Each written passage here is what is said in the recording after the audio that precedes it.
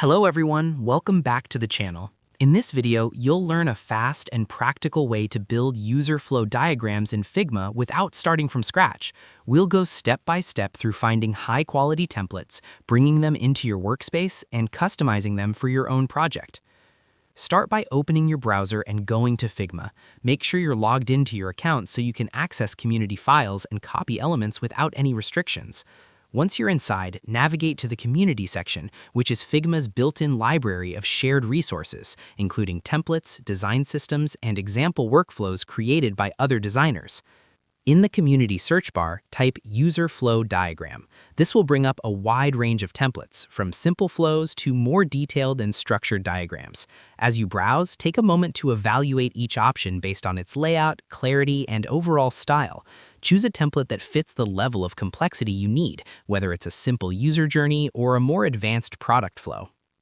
When you find a template that works for you, click on it to open the preview page. Here you can review the layout and read any notes provided by the creator. If everything looks good, click Open in Figma. This will add the file to your workspace and open it in a new tab, allowing you to edit it just like any other design file. Once the file is open, select the part of the diagram you want to use. You can click on the frame name in the Layers panel or drag your cursor across the canvas to select everything at once. Make sure all elements are included, such as shapes, connectors, and text labels, so nothing is left behind. Next, copy your selection using the keyboard shortcut or by right-clicking and choosing Copy. Then switch back to your own Figma project and paste the content onto your canvas. Position it where it fits best and zoom in to confirm that everything has transferred correctly. After that, customize the diagram to match your project. Update the text, adjust colors to align with your design system, and resize elements as needed. Most templates are built with consistent spacing or auto layout, making it easy to edit while keeping everything clean and aligned.